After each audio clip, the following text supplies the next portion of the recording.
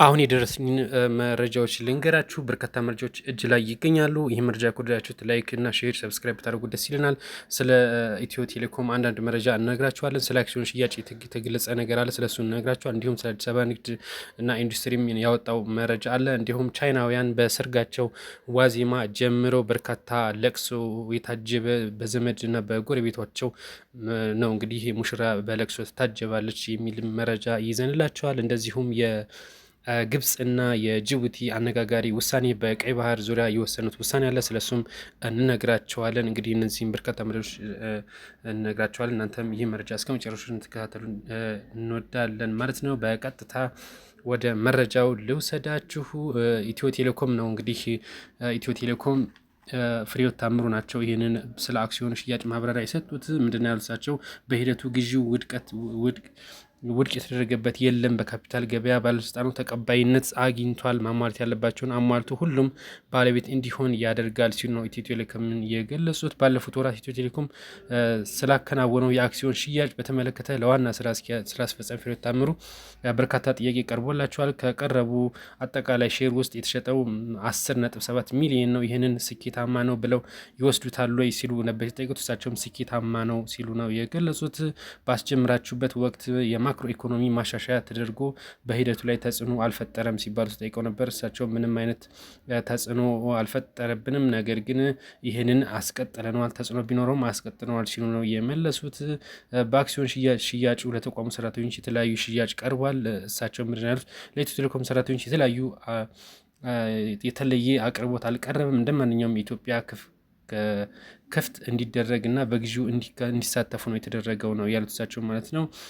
ከዚህ በላይ መራዘም ለምን አልተቻለም ብለው ተጠይቀው ነበር። ዋና ስራ አስፈጻሚ ፍሬሕይወት ታምሩ 121 ቀን ጥሩ እድል ተፈጥሯል ብለን እናስባለን። በቀጣይ የሚመጣ እድል ስላለ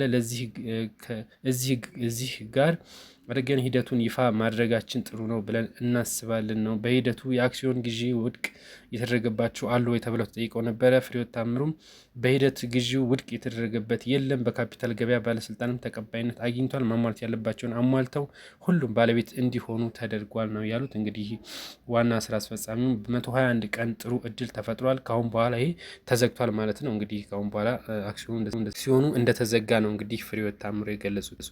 ቀጣይ መረጃ ስወስዳችሁ ደግሞ የቻይናውያንን ነው እንግዲህ አነጋጋሪ ነገር የምንገልጽላችሁ ማለት ነው። የሰርጋቸው ሰሞን በለቅሶ የሚያሳልፉት የቻይናውያን ሙሽሮች ናቸው። እንግዲህ የቻይና ሙሽሮች ከሰርግ ቀን በፊት ማልቀስ መለማመድና የሰርጓን ቀን ስቅስቅ ብላ ማልቀስ ነገሩን ወግ ነው ሲዳሩ ማልቀስ ከሚለው ከፍ እንግዲህ ይህንን አባባል ነው እንግዲህ ከፍ አድርጎ የሚያሳየው። በቻይና የቱጃ ማህበረሰብ አባል የሆኑት ሙሽሮች እናቷ ሴት አያቷ እና ሌሎችም የቤተሰቡ አባላት እንግዲህ እያገዟት ሰርጓን ለማሳመር ታላቅ የለቅሶ ልምምድ እንደምታደርግ ነው እንግዲህ የተገለጸ ያለው ማለት ነው። ነገር ግን ለቅሶ ለደቂቃዎች ወይም ለሰዓታት ብቻ የሚቆይ ሳይሆን የሰርጉ ቀን ገና 1 ወይም 2 ወር እየቀረው ነው እንግዲህ ማልቀስ የሚጀምሩት ማለት ነው። አነጋጋሪ ነገር ነው። ባይዜ ሙሽሪት ማልቀስ በጀመረች 10ኛው ቀን እናቷ፣ ቀጣይ ደግሞ 10ኛ ቀን ደግሞ ሴት አያቷ፣ እህቶቿ እያሉ ቤተሰቡ በሙሉ እንደሚያለቅሱ ነው የተገለጸው። በተለይም ሙሽሪት የሰርጉ ዕለት ለ1 ሰዓት ያህል በሰርጉ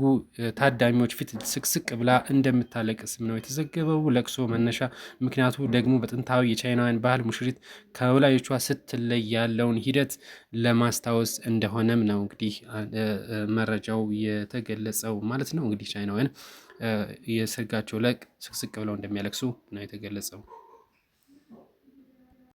ቀጣይ መረጃ ስወስዳችሁ ደግሞ በአዲስ አበባ እንግዲህ ንግድ ከ8 ሰዓት በላይ እንዲሰራ ነው የተወሰነው። ለ8 ሰዓታት ብቻ መስራት በንግዱ ማህበረሰብ ዘንድ አመርቂ እድገት ማስመዝገብ አይቻልም ሲሉ የአዲስ አበባ ንግድ ቢሮ ነው የገለጸው። የምሽት ንግድ እና የትራንስፖርት አገልግሎት እንዲሰጥ የሚያደርገው ደንብ ለማህበረሰቡ አዲስ የስራ ባህል የሚያነሳሳ ነው ሲሉ የአዲስ አበባ ንግድና ቢሮ ኃላፊ ሀቢባ ሲራጅ ናቸው የገለጹት።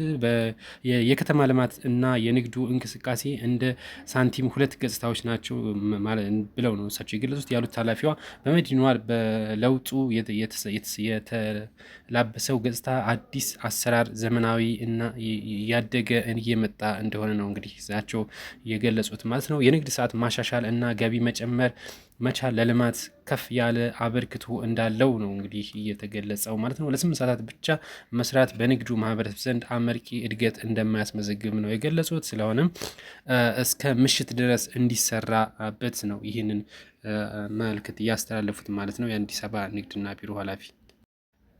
ወደ ቀጣይ መረጃ ስወስዳችሁ ደግሞ ስለ ጅቡቲና ስለ ግብጽ ይሆናል። እነዚህ ሁለት ሀገራቶች ደግሞ እንደ አዲስ ስምምነት እንዳደረጉ ነው እንግዲህ የተገለጸው ማለት ነው። እነዚህ ሁለት ሀገራት በቀይ ባህር ዙሪያ ነው ስምምነት ያደረጉት። የግብፁ ፕሬዚዳንት አልሲሲ ወደ ጅቡቲ አቅንተው ነበር። በዛም እንግዲህ ስለ ቀይ ባህር ዙሪያ ወሳኝ ጉዳይ እንደተወያዩ ነው የገለጹት።